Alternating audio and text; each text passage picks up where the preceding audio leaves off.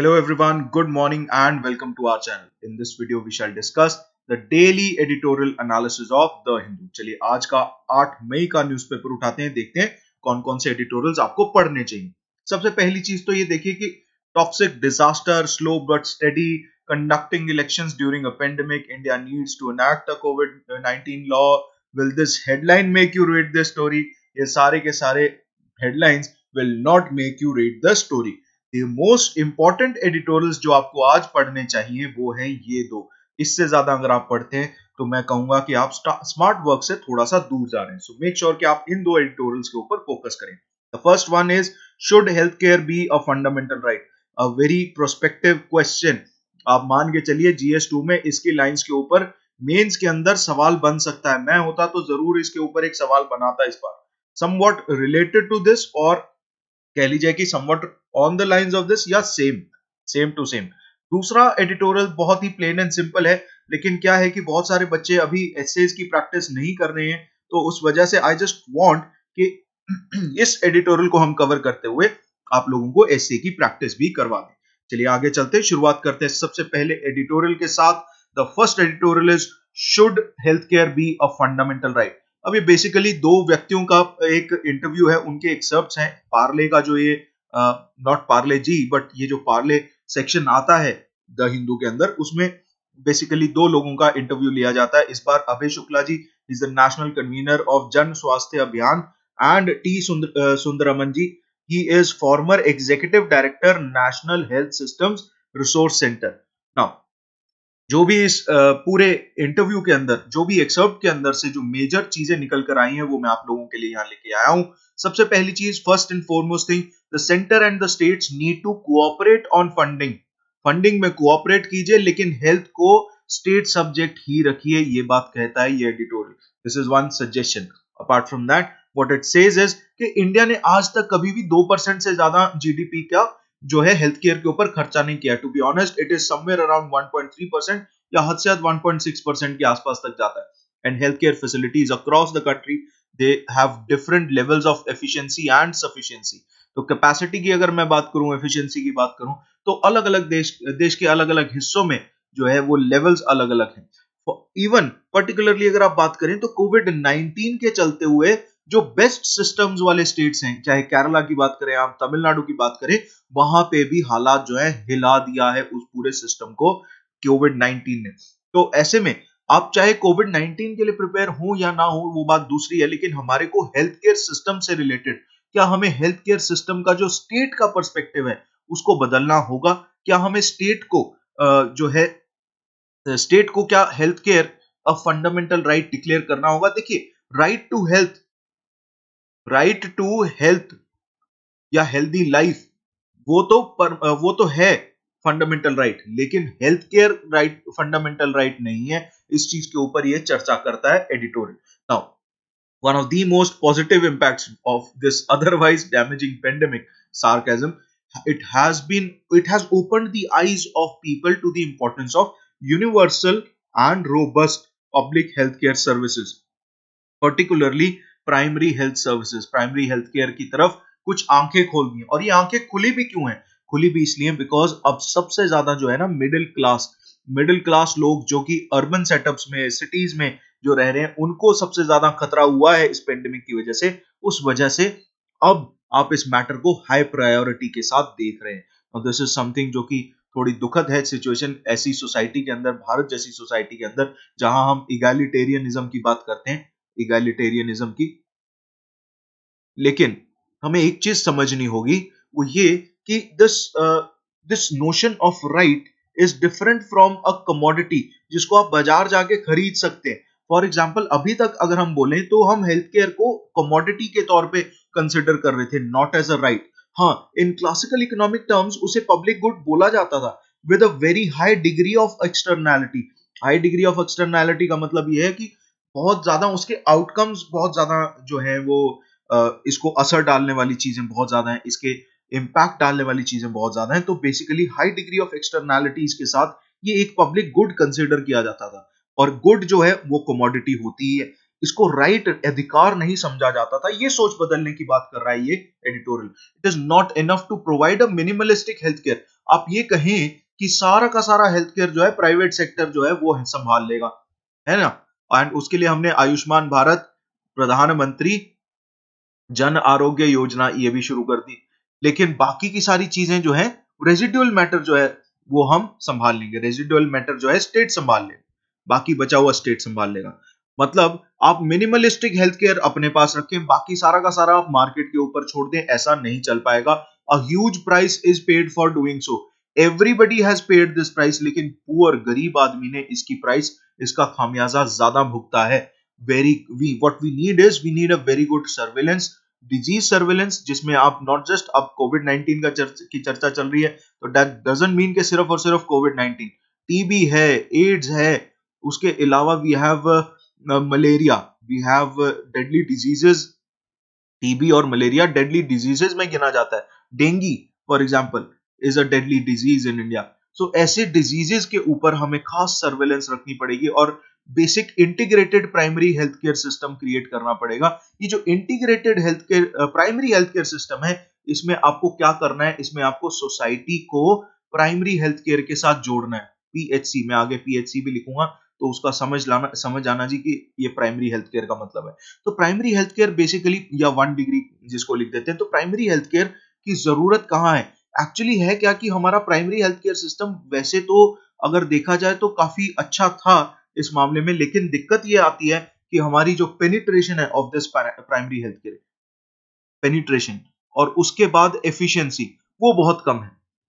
कुछ जगहों पे कुछ पॉकेट्स में अच्छे काम हो रहे हैं, जहां पे आप आंगनवाड़ी वर्कर्स को यूज कर रहे हैं, आंगनवाड़ी वर्कर्स जहां यूज हो रहे हैं वहां पे बहुत अच्छा काम भी हो रहा है, लेकिन इसकी एफिशिएंसी और सफिशिएंसी की कमी है। हमें इस चीज के ऊपर काम करना चाहिए। उसके साथ साथ हमें टर्शरी हेल्थ केयर के ऊपर भी काम करना होगा, जहां पे फॉर एग्जांपल हमें मोस्ट सोफिस्टिकेटेड वेंटिलेटर्स की जरूरत होगी, सर्ज कैपेसिटी की जरूरत होगी। जब एकदम से कह लीजिए कि सर्ज होगा, तो उस समय कैपेसिटी होनी चाहिए, meaning we need an excess redundant capacity. Excess redundant capacity मतलब कुछ ऐसे बेड्स होने चाहिए जो 24 घंटे 365 दिन खाली बैठे रहें। 24 घंटे 365 दिन खाली रहने का मतलब ये है कि एक्स्ट्रा बेड्स इतने चाहिए कि कभी अगर सर्ज आ जाता है, सर्ज प्राइसिंग आपको पता है उबर में होती है, उबर पूल वगैरह में भी हो जाती है, तो सर्ज प्राइसिंग जैसे होती है उसी तरीके से सर्ज कैपेसिटी होनी चाहिए कि एकदम से अगर कोविड 19 जैसा पेंडेमिक आ जाता है तो फिर आप क्या करेंगे। In the middle class imagination, middle class की सोच विचार के हिसाब से जो हेल्थ केयर का मॉडल है वो प्राइवेट सेक्टर या प्राइवेट हॉस्पिटल्स पे बेस्ड है। आज भी अगर आप फॉर एग्जांपल बात करें तो for example there is Fortis hospital, Delhi में इतने सारे हॉस्पिटल्स हैं, सफदरजंग हॉस्पिटल कह लीजिए, जितने सारे के सारे हॉस्पिटल्स हैं प्राइवेट हॉस्पिटल्स हैं। मिडिल क्लास की सोच जो है वो आके खत्म होती है, मुकती है कहां पे, प्राइवेट हॉस्पिटल्स तक। And public health services specially primary health care has been kind of invisible and mostly neglected. तो कोई आम आदमी जो मिडिल क्लास आदमी है वो प्राइमरी हेल्थ केयर सेंटर पे नहीं जाएगा, वो पब्लिक हेल्थ केयर सर्विसेज को अवेल करने की बजाय ही would opt for private hospitals. But now COVID 19 ने ये सोच भी बदल दी है। This public imagination is beginning to change. अब हो क्या रहा है कि देखो, जैसे ये पूरा ट्रेंड चल रहा है, इस ट्रेंड में एक बात निकल कर आ रही है कि most of the people they are focusing more on public health services. And ऐसा है कि जितना भी बुरा ये परफॉर्म कर रहे थे, आज यही पब्लिक हेल्थ सर्विसेज हैं जो सही तरीके से आपको मदद कर पा रहे हैं। We are glad that we have this public health service. अगर नहीं होती तो बहुत तकलीफ का सामना करना पड़ सकता था। अब ऐसा कहा जा रहा है कि अगर ये ट्रेंड आने वाले समय में डाई डाउन नहीं हुआ, then there is no reason why we cannot achieve access to quality healthcare for everyone. Universal quality healthcare को आप अगले 5 से 10 सालों में in most of the states achieve कर सकते हैं, अगर यही सोच जो है बनी रही। और इसके लिए करना क्या होगा, 3 से 4% of the GDP public health care में और पब्लिकली ऑर्गेनाइज्ड हेल्थ केयर में आपको खर्च करना पड़ेगा। पब्लिक हेल्थ केयर तो वो हो गया जहां सरकार सीधे तौर पे इन्वॉल्व है, पब्लिकली ऑर्गेनाइज्ड हेल्थ केयर वो हो गया जहां सरकार रेगुलेट कर रही है। This would be a good starting point for putting in place at least a basic kind of universal healthcare system. Universal healthcare system की तरफ अगर हमें जाना है तो ये कुछ पॉइंट्स हैं, इनका पॉइंट्स का हमें ख्याल रखना पड़ेगा। We can't use the public system as a residual care. जैसा मैंने यहाँ बताया था, हाँ इस पॉइंट में। तो रेजिडुअल केयर जहां पे आप मिनिमलिस्टिक हेल्थ केयर सिस्टम की आप बात करें तो थोड़ा सा मान लीजिए 10% के आसपास सरकार के लिए छोड़ दिया, बाकी 90% जो है प्राइवेट सेक्टर संभाल ले तो संभाल ले। तो ये जो आपका रेजिडुअल सिस्टम है, रेजिडुअल केयर है, ये नहीं चलेगा। लेकिन इंडिया की अगर हम बात करें, we need to be much more articulate कि क्या हमारा ह्यूमन राइट्स होने चाहिए और फंडामेंटल इश्यूज क्या है, और else the burden will get unfairly pushed to the people, particularly कौन से people, poor people. Now poor के ऊपर ये बर्डन फैल जाएगा, ये आप नहीं चाहेंगे। सरकार का एक वेलकम स्टेप ये है कि इस बार उसने हेल्थ केयर सेक्टर को 15,000 करोड़ रुपए सैंक्शन किए हैं। This is a welcome step along with the first lockdown. Now this is something जो थोड़ा सा पब्लिक हेल्थ सर्विसेज को, थोड़ा सा पब्लिक हेल्थ केयर सेंटर को थोड़ा सा इसको थोड़ा पुश देगा। लेकिन देर आर 3 बिग चैलेंजेस। वो 3 बिग चैलेंजेस क्या है? पहली चीज तो ये कि हमें ये समझना होगा कि राइट टू हेल्थ और right to health care, they are different things. Right to life, right to health is enforceable in a certain way, जहां वो आर्टिकल 21 के तहत राइट टू लाइफ के अंदर, मैं शॉर्ट में लिख रहा हूं, राइट टू लाइफ के अंदर आ जाता है। लेकिन राइट टू हेल्थ केयर जो है, it is something that should be done immediately. Right to health care को भी आपको इन्वॉल्व करना पड़ेगा। फॉर एग्जाम्पल अगर आप याद करें तो गब्बर इज बैक, जो अक्षय कुमार की मूवी थी, उसमें हेल्थ केयर सर्विसेज से रिलेटेड बहुत सारी मैल प्रैक्टिसेस जो हैं वो दिखाई गई थी। उस चीज को अगर आप समझें तो राइट टू हेल्थ केयर अगर आप उस तरफ जाते हैं तो आप गब्बर जैसी मूवीज के प्लॉट को खत्म कर देंगे, फिर ऐसी मूवीज नहीं बनेंगी। In doing so there is one fundamental issue as well. अब हेल्थ केयर जो है ना वो स्टेट सब्जेक्ट है। लिस्ट 2 में आता है शेड्यूल 7 की, शेड्यूल 7 ऑफ द कॉन्स्टिट्यूशन, उसकी लिस्ट 2 में आता है। ऐसे लिख देता हूं, ऐसे क्लियर हो जाएगा, है ना। तो should we make it a central subject because then the central money will flow? ऐसा नहीं है। whereas the center and the states must have an agreement on the funding, a lot of it will need to remain a state subject. state subject होना बहुत जरूरी है। कारण क्या है कि आप केरला, तमिलनाडु, यूपी, बिहार, झारखंड, उड़ीसा, मध्य प्रदेश, राजस्थान, इन सब स्टेट्स को एक नहीं हाँक सकते। ये चीज बहुत जरूरी है। आपको स्टेट सब्जेक्ट तो रखना होगा, लेकिन थोड़ा ज्यादा सेंटर की इन्वॉल्वमेंट होनी जरूरी है, एक कोऑपरेशन होनी जरूरी है फंडिंग के मामले में। one of the problems is inherently constitutional, but it shouldn't lead to over centralization. कहीं ज्यादा ओवर्टली सेंट्रलाइज ना कर दें आप सिस्टम को, उससे इसकी एफिकेसी जो है वो कम हो जाएगी। ऐसा देखा भी गया है अभी रिसेंटली, जहां पे अगर आप राजस्थान की बात करें, जहां पे आप एमपी की बात करें, जहां आप केरला की बात करें, महाराष्ट्र की बात करें, महाराष्ट्र की भी आप बात कर सकते हैं। तो ऐसे में स्टेट्स में यही कंपैरिजन देखा गया। यूपी की अगर हम बात करें, जहां ओवर सेंट्रलाइजेशन हुई है, वहां पे बेसिकली सही तरीके से इंप्लीमेंटेशन नहीं हो पाई है। You have to put your money where your mouth is, मतलब जहां जो आप कह रहे हैं, जो आप बोल रहे हैं, वो आप कर रहे हैं, जो आप नहीं बोल रहे हैं वो भी आप डेफिनेटली कर रहे हैं। You have to actually get the resources that are required for it, that requires a transfer of resources, वो भी आपको करना पड़ेगा। पहले तो या तो आप रिसोर्सेज लेके आए, या फिर आप वो रिक्वायरमेंट पूरी करें जिससे ट्रांसफर ऑफ रिसोर्सेज अवेलेबल हो पाए। And transfer of resources without populist shaming, इस चीज की जरूरत है। ऐसा ना हो कि आप ये बोल के ट्रांसफर करें कि भैया मैं सब्सिडीज दे रहा हूं। सब्सिडीज एक बहुत ही डेरोगेटरी टर्म हो गया आज। अब आप सब्सिडी ना बोलिए, उसको पॉपुलिस्ट शेमिंग ना दीजिए, बल्कि आप उसको as a matter of right provide कीजिए, as a matter of right. यही चीज यहां बोल रहे हैं कि आप right to health care create करो, है ना। We have to recognise that if you want a metric of health quality, equal health quality अगर आप चाहते हैं, you need to invest more on health care of the poor and the middle class. The upper class, the ruling privileged persons will have to pay a price. जो upper class है, जो ruling privileged persons है, they will have to pay a price. Otherwise आपको poor और middle class के लिए कह लीजिए कि metric of quality, equal quality health care create करना पड़ेगा। अभी रिसेंटली महाराष्ट्र की एक केस स्टडी निकलकर सामने आई है, जहां पे बहुत सारे पब्लिक हेल्थ एक्सपर्ट्स ने, हेल्थ एक्टिविस्ट्स ने पिछले 3 सालों के आसपास में एक फ्रेमवर्क डेवलप किया है, जिसको ऐसा कहा जा सकता है कि उसको नेशन वाइड रेप्लिकेट किया जा सकता है। नेशन वाइड उसका रेप्लिका किया जा सकता है। रियलिस्टिक टर्म्स में अगर हम बात करें तो वो अगले 5 सालों में उसको कवर कर सकते हैं। आप यूनिवर्सल हेल्थ केयर सिस्टम की तरफ जा सकते हैं। So what we can do is we can learn from the lessons of Maharashtra, we can learn from the lessons of Kerala, Kerala, Maharashtra ऐसे स्टेट्स के लेसन से आप सीख सकते हैं एंड उसको रेप्लिकेट एमुलेट कर सकते हैं। अब इश्यूज ये हैं कि देखो भैया, जो प्राइम मिनिस्टर का जो हेल्थ इंश्योरेंस स्कीम है, प्रधानमंत्री जन आरोग्य योजना, या जिसको आप आयुष्मान भारत भी बोलते हैं, तो ये जो स्कीम है, ये it has not been a complete success.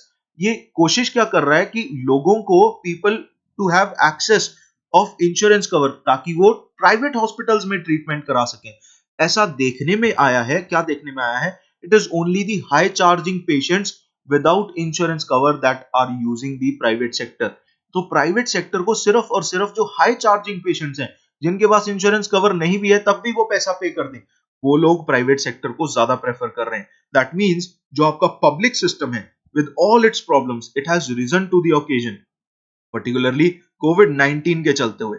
तो if it has risen to the occasion, even the worst public health states, they have stood by the people। चाहे आप यूपी बिहार की भी बात करें, वहां पे भी जो आपका पब्लिक हेल्थ केयर सिस्टम है, उसने लोगों के साथ कंधा से कंधा मिला के इस जंग में जो है अपना योगदान दिया है। इसी वजह से उनको कोरोना वॉरियर्स का दर्जा दिया है। तो आपको पब्लिक हेल्थ केयर सिस्टम को रोबस्ट करना ही होगा।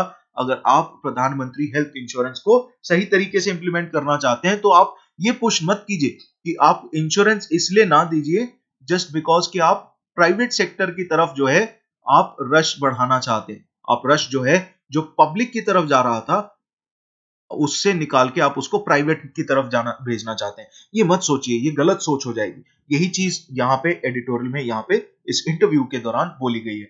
But it doesn't mean that the private sector has no role. ऐसा भी नहीं है कि हमने प्राइवेट सेक्टर को खत्म कर देना है। The role of private sector is not faded but needed with a much clearer regulatory regime and ways of contracting that are useful. उसको किस तरीके से कॉन्ट्रैक्ट करना है, किस तरीके से पीपीपी मोड में लेके आना है, उसके ऊपर आपको रिसर्च करनी पड़ेगी। उसके ऊपर find newer ways, find newer better ways to involve and indulge the private sector. And it is most important that they should supplement and not substitute the strengths of the state. तो वो substitute ना करें, सिर्फ और सिर्फ supplement करें। इस तरीके के आपको newer better ways to involve लिख रहा हूं मैं आप लोगों के लिए।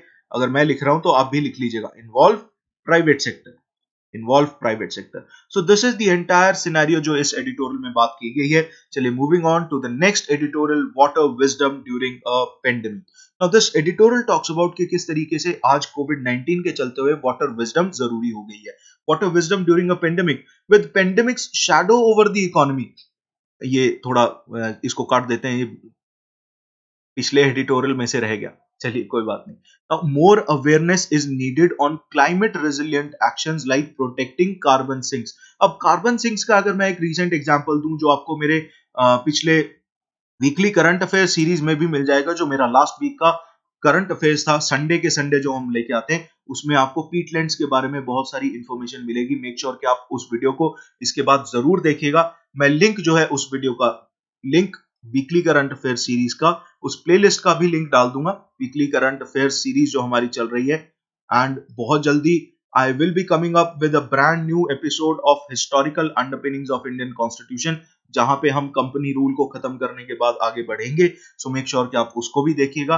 एनसीईआरटी, पॉलिटी थ्रू एनसीईआरटी की भी सीरीज बहुत जल्दी, उसमें भी एक नया चैप्टर जो है जुड़ने वाला है, उसको भी जरूर फॉलो कीजिएगा। ठीक है जी। चलिए, more than any previous year there is a recognition of importance of water in the personal hygiene। Personal hygiene के लिए आज, पर्सनल हाइजीन प्रैक्टिसेस की अगर मैं बात करूं, पानी की इंपॉर्टेंस अलग से निकल कर आई है। पर्टिकुलरली अगर आप बात करें तो हैंड हाइजीन की अगर मैं बात करूं, हैंड हाइजीन, तो हैंड वॉशिंग डेली बेसिस पे कितने, 3 मिनट करिए, 20 सेकंड तक करिए। तो बंटी का साबुन स्लो था तो बढ़िया था, है ना। तो वो सारी चीजें जो है सामने आ रही हैं। वाटर को अलग से एक दर्जा दिया जा रहा है। नाउ पर्टिकुलरली अगर मैं बात करूं तो मार्च एंड में अभी वर्ल्ड वाटर डे निकल कर गया है। वर्ल्ड वाटर डे, मुझे कमेंट सेक्शन में बताइएगा कि कौन से मार्च को था वर्ल्ड वाटर डे। उस वर्ल्ड वाटर डे की इस बार की थीम थी water and climate change. Now this reflected the desire of the policy makers to address the impact of climate change on water sector. अब आप समझे कि जब जो वाटर के ऊपर इंपैक्ट पड़ रहा है वो किस किस तरीके से पड़ रहा है ना। Water is the primary medium through which the entire climate change impacts trickle down to the community and individual level पे भी बात करें, primarily through reduced predictability of water availability. पानी अवेलेबल होगा नहीं होगा. It was said in certain reports कि 2027 तक India will be water scarce, India में वाटर स्केर्सिटी आ जाएगी. सो इस वजह से हमें ये भी सोचना होगा कि किस तरीके से भारत पानी को बचाए. More broadly, climate change and water are inextricably linked. कैसे? Growing populations, their demand for water increases, the need for energy intensive water pumping increases, transportation, treatment, और ये सारी की सारी चीजें इनडायरेक्टली क्लाइमेट चेंज के ऊपर असर डालती हैं. It contributes to the degradation of critical water dependent carbon sinks, just like मैंने पीटलैंड्स बताया. और भी एग्जांपल्स आएंगे, मैं आपको आगे बताऊंगा. जैसे ओशंस होते हैं, बहुत सारे मैंग्रोव्स होते हैं पर्टिकुलरली, इनके ऊपर हर एक चीज के ऊपर क्वेश्चन आ चुका है. मैंग्रोव्स के ऊपर तो UPSC it's like new found love, mangroves के ऊपर बहुत बार सवाल पूछ चुकी है. लेकिन ये मान के चलिए कि ये जो पीटलैंड्स है ना, ये नया टॉपिक है. दिस इज फ्रेश टॉपिक, इसके ऊपर इस बार क्वेश्चन आ सकता है. मैं बार बार कह रहा हूं, मेरी सलाह मान लीजिएगा. वीकली करंट अफेयर सीरीज जहां पे मैंने पीटलैंड्स की बात की है, उसका लिंक मैं डिस्क्रिप्शन में डालूंगा, जरूर देखिएगा. Now, due to climate change water cycles experience significant change. अब हो क्या रहा है कि जो गीली जगहें हैं वो ज्यादा गीली हो रही हैं, सूखी जगहें ज्यादा सूखी हो रही हैं. कैसे हो रही हैं ये समझते हैं. Now warmer climate, now this is science. यहाँ पे साइंस आ गई है, जनरल साइंस आ गई है, इसको समझ लीजिएगा. साइंस आ गई है यहाँ पे, यहां से यूपीएससी सवाल पूछ सकती है. A warmer climate causes more water to evaporate, जमीन से भी ओशन से भी. In turn, a warmer atmosphere can hold roughly 4% more water for every 1 degree Fahrenheit rise in the temperature. Her 1 degree Fahrenheit rise in temperature के लिए 4% ज्यादा पानी जो है वो एटमॉस्फेयर होल्ड कर सकता है. ऐसे में टाइम लग जाएगा प्रेसिपिटेशन को. These changes are expected to lead to negative consequences in the water sector. कैसे? Increased precipitation and runoff, flooding होगी. पहले तो बारिश होती थी, थोड़ी थोड़ी बारिश होती रहती थी, लेकिन अभी क्या होगा? इंक्रीज्ड प्रेसिपिटेशन होगी, after a long period of time होगी, एंड उसकी वजह से फ्लडिंग भी होगी, रन ऑफ भी होगा. एंड इन सर्टन एरियाज में क्या होगा? लेस प्रेसिपिटेशन होगी, लॉन्गर वेट पीरियड्स होंगे, मोर सिवियर ड्रॉट्स होंगे, है ना. तो ये सारी चीजें इरेटिक, इसको कहते हैं, इसका वर्ड होता है इरेटिक. इरेटिक बिहेवियर शो करता है. Hence, wet areas are expected to get wetter and dry areas are expected to get drier. This influences almost all aspects of the economy: drinking water, sanitation, health, food production. Agriculture से भी तो related है पानी. Energy generation, industrial manufacturing. अब energy generation से क्या आपका तात्पर्य है? एनर्जी जनरेशन से आपका तात्पर्य है कि अगर आप most of the industries, for example I visited IOCL Panipat, I was a trainee there. IOCL Panipat के अंदर जब मैं engineering during my engineering periods, तो उस समय मैंने देखा था कि कितना पानी यूज होता है. They use water for cooling purposes. Cooling towers होते हैं जहां पे पानी जो है ऊपर से नीचे फेंका जाता है, और नीचे से ऊपर पंप भी किया जाता है. तो वो फेंकने से पानी जो है वो छोटे छोटे ड्रॉपलेट्स में कन्वर्ट हो जाता है. वो छोटे छोटे ड्रॉपलेट्स जब हवा के कांटेक्ट में आते हैं, तो जैसे हमारा एयर कूलर होता है ना, जो उसमें वो पानी फेंकता है ना, वो पानी वाला कूलर, तो वो खैतान कूलर, उस कूलर के तरीके से ये ड्रॉपलेट्स ठंडा करते हैं उस एटमॉस्फेयर को या उस मशीन को. सो this is something that requires a lot of water. In a IOCL Panipat refinery, oil refinery की मैं बात करूं, वहां पे भी पानी की जरूरत है. इन आप एनर्जी जनरेशन की तो बात छोड़ ही दीजिए, कोल प्रोडक्शन, कोल से एनर्जी प्रोडक्शन में तो पानी ही यूज होता है, पानी को ही.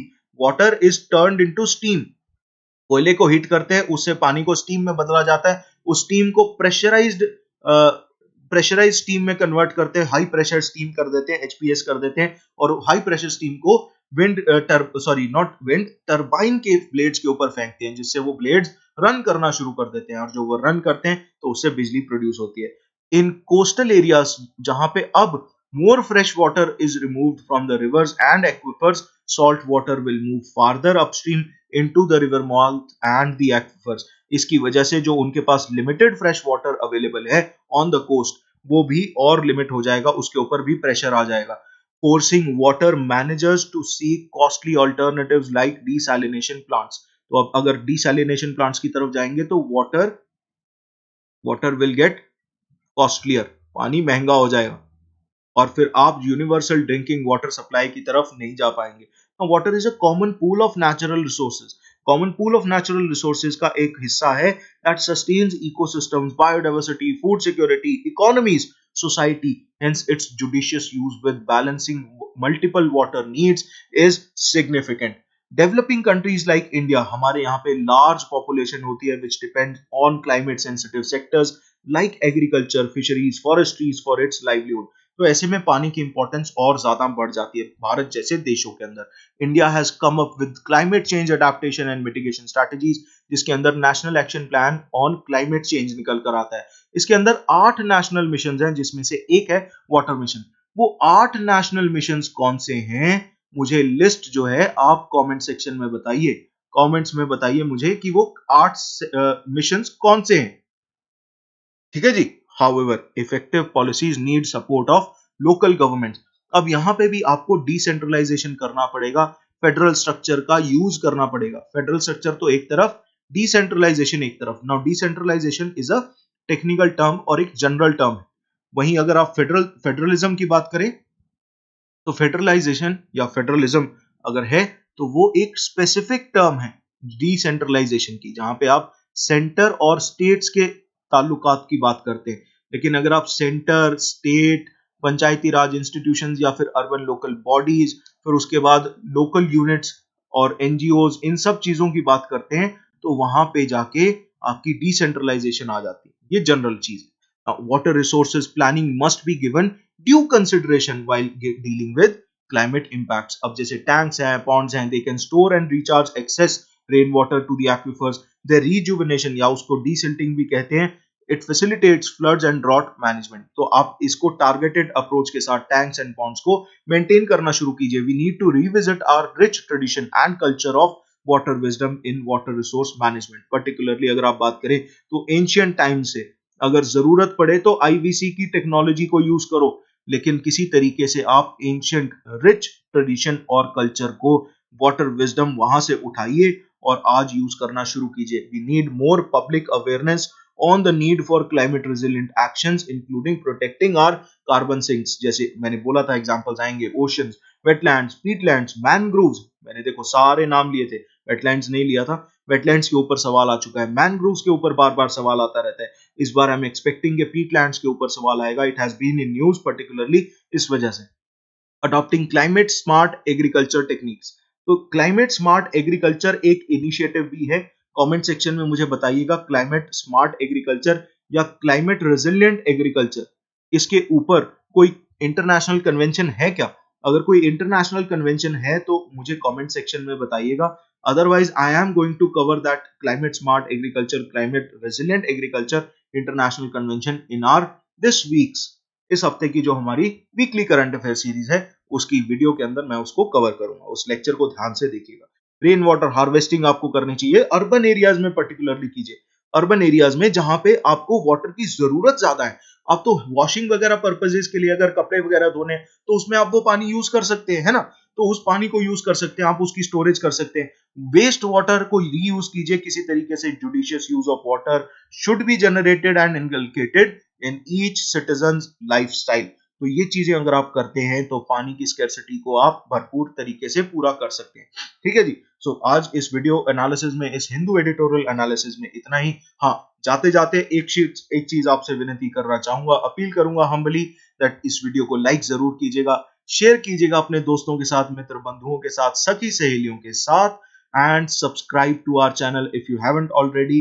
एंड साथ के साथ बेल आइकन भी जरूरी दबा दीजिएगा. कारण क्या है कि एक बहुत सुंदर सी मीठी सी आवाज आती है जिसके बाद आपकी और हमारी दूरी दूर हो जाती है. नोटिफिकेशन आती है कि न्याय academy has brought up with a new video, तो आपको उसे देखना चाहिए. सो मेक श्योर कि आप बेल आइकन जरूर दबाइए, सब्सक्राइब जरूर कीजिए. So thank you so much. This is me signing off from Nyaya Academy. Take care, have an awesome day ahead.